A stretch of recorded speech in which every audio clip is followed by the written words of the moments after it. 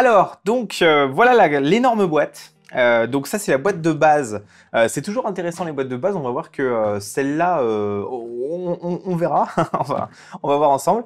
Donc ça c'est la boîte de base Légion Impérialiste qui vient d'être achetée. Donc forcément en anglais. Ça n'existe pas la version française. Ce ne sont pas, voilà, c'est pas un jeu qui est traduit malheureusement. Donc du coup on va voir ensemble ce qu'il y a dedans. Et surtout en fin de vidéo, je vais vous montrer un petit peu la différence entre les figurines montées et les figurines print, puisque du coup, on a print ces figurines-là, à peu près les mêmes, et donc du coup, on va voir un petit peu la différence que ça fait. Donc déjà, on va faire un open the box, tout simplement. Donc ça se compose, alors c'est un peu le bordel, normalement c'est pas le bordel, c'est pas autant le bordel que ça, c'est juste que c'est moi qui ai ouvert. Donc on a le classique, les petites réglettes, les gabarits, donc ça tout le monde s'en fout, on les a tous puisque tout le monde fait de l'Horus Heresy bien entendu quand on joue à Légion Imperialis. On a les différentes grappes, on va passer en revue les grappes tout à l'heure. Donc il n'y a pas tant de grappes que ça, voilà, ça c'est une première déception.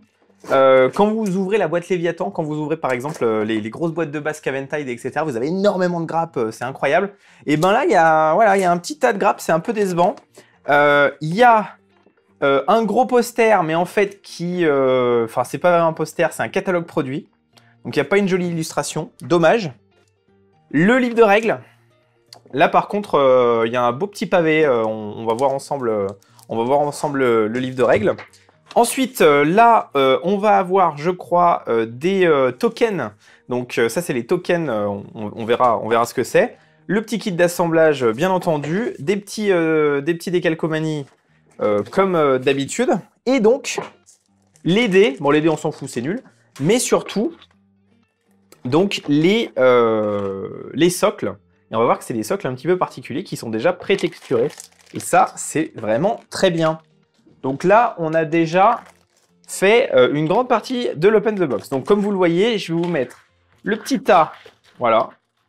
Hop, voilà ce qu'on a dans la boîte de base.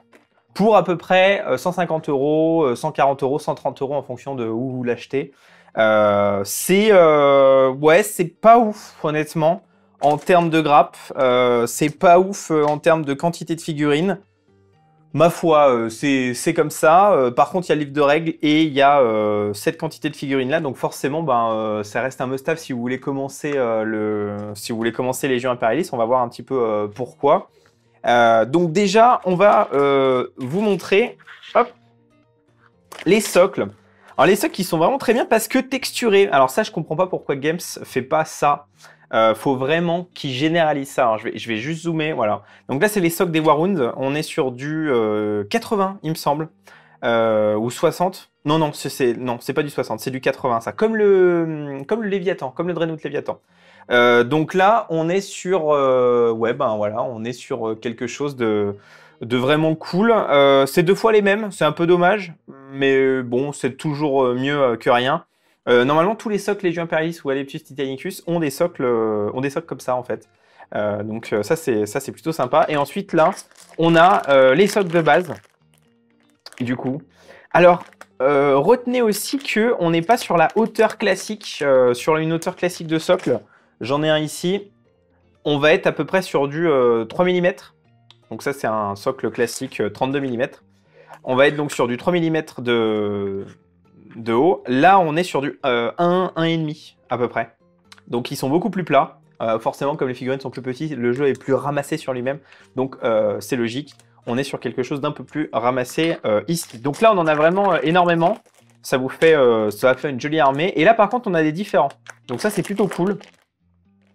Donc, on va voir un petit peu maintenant. Hop, les figurines. Alors, les figurines, on va commencer par les figurines qui ont fait couler beaucoup d'encre, notamment nous sur la chaîne, on en avait parlé. Donc déjà, on est sur des figurines qui sont monoposes, bien entendu. Il y a certaines qui sont assemblables. Alors là, franchement, je comprends pas. Je comprends pas. On a, je crois, c'est les lance-missiles. Alors c'est probablement... Ouais, c'est les armes lourdes. Donc vous voyez là, on a des lance-missiles, des petits bras à coller sur les... sur les corps.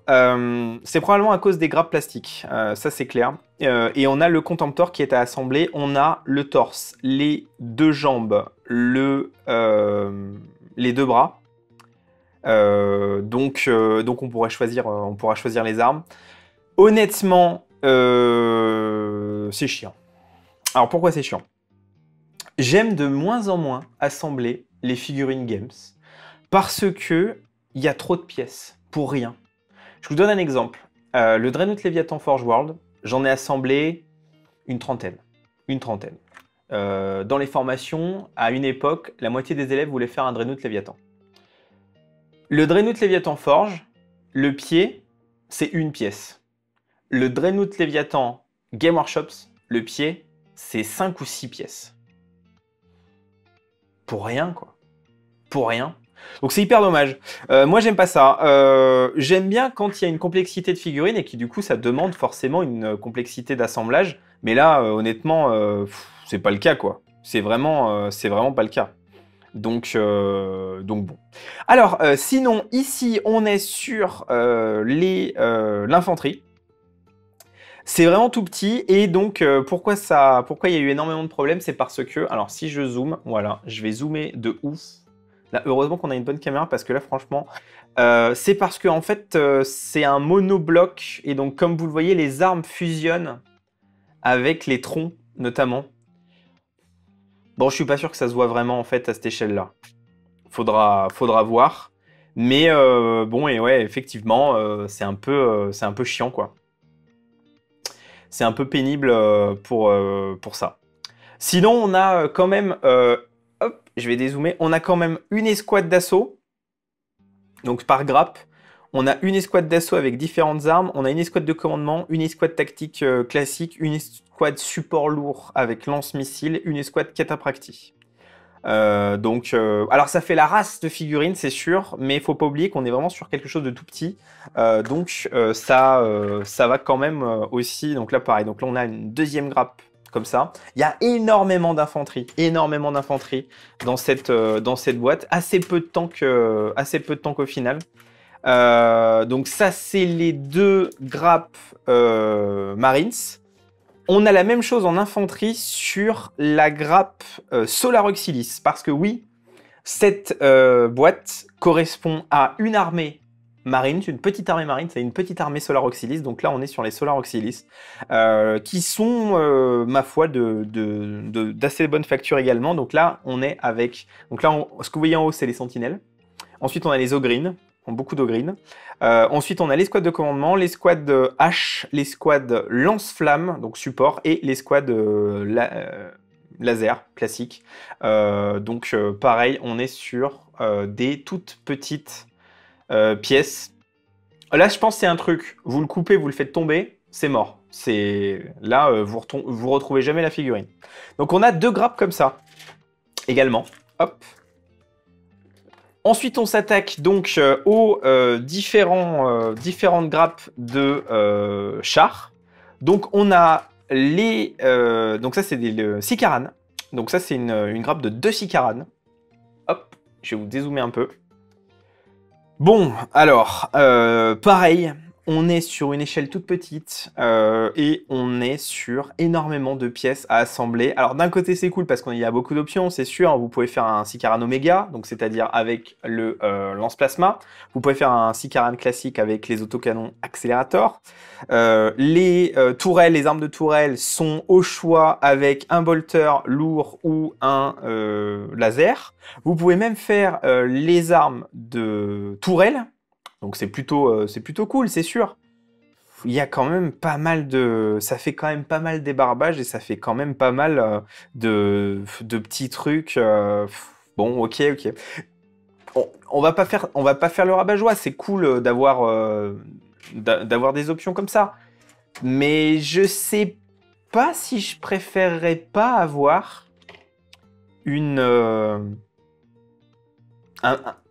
tank complet. Je sais pas. Avec peut-être juste une tourelle qui pourrait changer. Là, ça fait du taf. Hein. Ça fait encore du taf. C'est clair, hein, c'est clair. Donc là, on peut quand même switcher entre les différentes tourelles, puisqu'on on a 4 tourelles pour deux tanks. Donc voilà, c'est assez intéressant. Ils ont pensé à ça. Alors là, c'est les titans, on va les voir après. Là, pareil. Et donc ensuite, on a 3 grappes, 2 tanks de la garde impériale. Ah voilà, donc 2 grappes de tanks de la garde impériale. Ici, on est sur les Predators. Donc on a 3 Predators, du coup, pareil. Vous avez le Predator, entre guillemets, laser, enfin le classique, le Predator autocanon. Là, on n'est pas sur le Predator ni Omega, ni Flammers, ni rien du tout. On est vraiment sur le classique double laser ou autocanon. Enfin, c'est pas un autocanon, c'est un canon entre guillemets classique. Pareil, ça me paraît de bonne facture, mais beaucoup de pièces. Énormément de pièces, hein. Et là, des toutes petites. Là, je pense que c'est des pièces qu'il va falloir assembler à la pince à épiler, hein. Avec nos gros doigts boudinés. Bon, et ensuite, on est sur 2 grappes de tanks. Donc là, on a le tank Malcador. On a 2 tanks Malcador Solar Auxilis. Ma foi, fort bien, avec les 2 variantes de canon. Ouais. Ah, c'est quand même pas mal, hein. Franchement, si je vous zoome, voilà, hein, on voit quand même. Vous voyez, par rapport à l'ongle, on est quand même sur quelque chose de très fin, très petit. C'est vraiment du games high level, hein. Et là, donc, on est sur les Leman russes et je crois qu'il y a 4 Leman russes. Donc on a en fait beaucoup plus d'infanterie que de tanks. Ce qui me semble être assez étrange puisque ça joue quand même avec pas mal de tanks normalement, surtout avec des gros trucs. Et ensuite on a les 3 grappes des titans. Donc on a la grappe de 2 titans Warhound ici. Là, nous, on les avait déjà fait. On avait déjà fait pas mal de commandes de peinture sur les titans. Donc ils sont plutôt cool, pas mal détaillés, franchement. Pareil, il y a beaucoup de pièces. Et donc ça, c'est la grappe d'armes. Et la grappe d'armes, si j'ai bien tout compris, ça c'est une grappe d'armes qui n'existait pas quand on avait fait la commande de peinture. Donc là, vous avez des armes spéciales. Donc vous avez notamment la griffe Ursa, qui est ici, qui est censé être en fait un énorme grappin. Le titan tire un grappin sur l'autre titan pour l'immobiliser, pour le freiner dans ses mouvements. Vous avez aussi le lance-missile, voilà, ou l'énorme Volkit, qui est assez cool. Donc pareil, là, il y a de quoi s'amuser. Ceux qui veulent les monter vont pouvoir se faire plaisir. Alors ensuite, là, on a le manuel d'assemblage. Vous voyez. Alors ça va être un petit peu... Ouais, je vais le mettre comme ça. Ouais, bon. Eh ouais. Ah, que du bonheur, hein. Non, mais sinon, Ah, en fait... Ah ouais, je vais dézoomer un peu. Et ouais. Ta la la. Bah, ça fait du taf, hein. Ça fait du taf. C'est bien.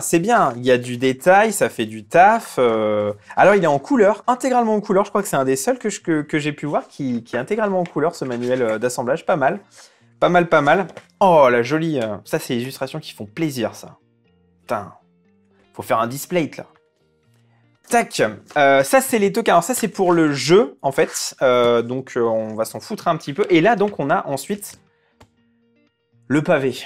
L'énorme bouquin de règles que j'ai un petit peu feuilleté, ma foi, qui est plutôt de bonne facture, qui se met bien dans votre bibliothèque avec les différents livres Horus Hérésie. Ça fait plaisir de voir certaines illustrations. On est vraiment sur du... Ouais, moi, c'est le genre d'illustration qui est totalement hallucinant, avec un côté vraiment très grimdark, très... c'est vraiment trop cool. Le classique, le fluff, qu'est-ce qui se passe, l'Horus Hérésie, c'est pas bien.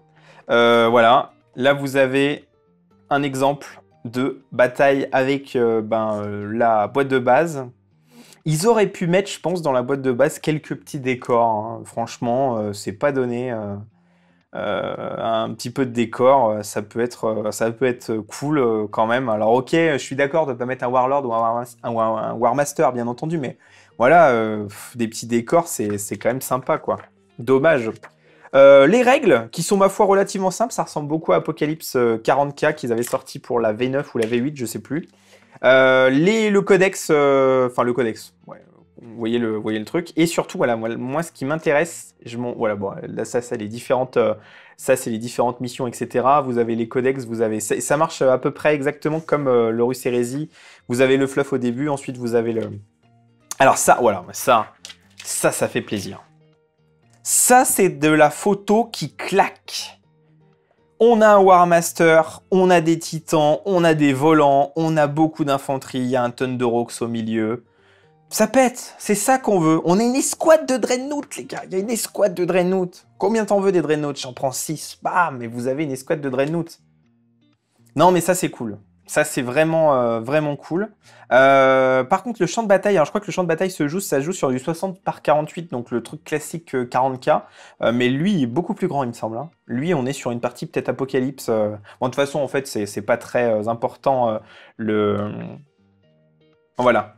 Et donc là, on a une autre vue avec un Warlord, notamment. Ah non, c'est peut-être une autre partie. Ah, c'est vraiment cool. C'est vraiment, vraiment, vraiment trop cool. Donc nous, ça va nous permettre surtout de varier les échelles, en fait, en fonction des champs de bataille. Par exemple, on est en train de réaliser, comme vous le savez peut-être, IS-25. Et donc IS-25, c'est 11 armées, truc simple. Et donc on est en train de réaliser les 11 armées en parallèle à 40K et à Legio Imperialis. Et donc du coup, on va pouvoir faire des champs de bataille qui sont à la fois sur du épique, enfin sur du Legio Imperialis, anciennement épique, et qui sont également sur des champs de bataille 40K plus traditionnels, enfin 30K du coup. Là, on a différentes maisons du coup de titans, donc ce qu'on appelle des légios maniples. Et donc, à la fin, on a des... Voilà, hop. Ça, c'est des armées possibles. Alors, c'est pas mal de faire ça. Et on voit qu'il y a beaucoup d'infanterie, en fait. On voit qu'il y a énormément d'infanterie. On a du Dark Angel, de l'Ultramarine, de l'Iron Hand, du Solar Auxilis. C'est cool. Franchement, ça donne envie. C'est dommage qu'il n'y ait pas plus de pages comme ça dans le livre. Ça permettrait vraiment, ou même peut-être des éléments de conversion. Je sais pas, un titan de Nurgle. C'est un truc qu'on voit pas souvent. C'est un peu dommage, mais en tout cas, voilà, ça donne envie vraiment de faire, pas mal de choses. Les titans, le War Master qu'on est en train de, je veux pas le dire. Donc voilà, et à la fin, vous avez bien entendu les différentes armes, etc., etc. Voilà pour l'Open the Box. Et ben maintenant, on va passer ensemble à le zoom entre les pièces assemblées et les pièces print. Et on va voir un petit peu si les deux se valent. Ça sera dans la vidéo juste après. J'espère que cette vidéo vous a plu. N'hésitez pas à vous abonner, à commenter si vous voulez vous aussi vous mettre à Légion Imperialis. On ne sait pas si on va faire des rapports de bataille vraiment Imperialis. Si vous voulez voir du rapport de bataille Imperialis, mettez-le en commentaire. S'il y a beaucoup de commentaires qui veulent voir du rapport de bataille Légion Imperialis, on en fera un, c'est sûr. Mais mettez-le en commentaire, en tout cas. Partagez cette vidéo avec vos potes. Et moi, je vous dis à la prochaine. Salut!